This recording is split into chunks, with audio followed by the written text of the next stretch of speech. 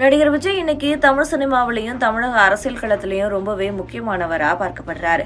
கடந்த ஆண்டு பிப்ரவரி 2ஆம் தேதி தன்னுடைய ரசிகர் மன்றத்தை அரசியல் கட்சியா மாற்றி அறிவிச்சாரு. தமிழக வெற்றி கழகம் என்ற பெயர்ல தொடங்கப்பட்டிருக்கக்கூடிய இந்த கட்சி தமிழ்நாடு அரசியல் களத்துல கவனம் பெற்றிருக்கு. இப்படியான நிலையில விஜய் மற்றும் அவருடைய கட்சி குறித்து பிரபல இயக்குனர் RV உதயகுமார் பேசியிருக்கிறது பலருடைய கவனத்தை ஈர்த்திருக்கு.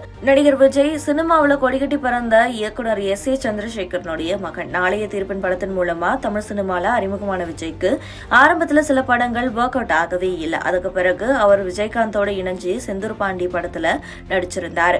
அந்த படம் சூப்பர் டூப்பர் ஹிட் அடிக்க அதுக்கு பிறகு மெல்ல மெல்ல தமிழ் சினிமாவில தன்னை நிலைநிறுத்திக்கிட்டாரு விஜய். இன்னைக்குள்ள நடிகர்கள்ல தமிழ் சினிமா உலகுல இவரை போல நடனம் ஆடவும் சண்டை காட்சிகள்ல நடிக்கவும் இவருக்கு இணையா யாரும் இல்லைன்னு சொல்லக்கூடிய அளவுக்கு தன்னை உருவாக்கிக்கிட்டாரு.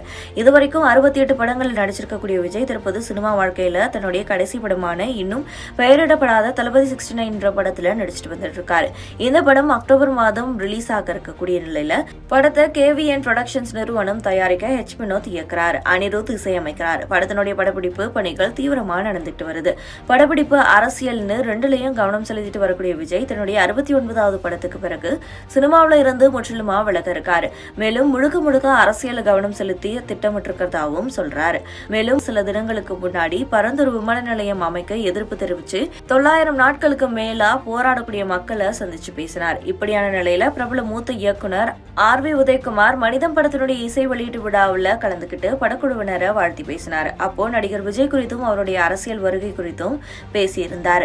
இது பலருடைய கவனத்தை ஈர்த்திருக்கு. அதாவது விஜய் அரசியலுக்கு வர அவருக்கு நம்பிக்கை கொடுத்ததே ஸ்ரீகாந்த் தேவா இசையில உருவான திருப்பாச்சி மற்றும் சிவகாசி படங்கள் இல்லைன்னா விஜய் இன்னைக்கு கட்சி ஆரம்பிச்சிருக்க முடியுமா? ஸ்ரீகாந்த் தேவா இசையமைச்ச படங்கள் தான் விஜய்க்கு இன்னைக்கு வரைக்கும் பேசப்படக்கூடிய படங்களா இருக்குன்னு பேசியிருந்தாரு.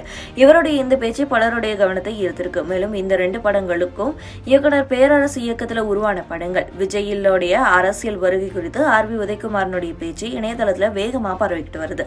அதுக்கு விஜயோடைய ரசிகர்கள் தங்களுடைய கருத்துக்களை கமெண்ட்களா பதிவிட்டு வந்துட்டு இருக்காங்க.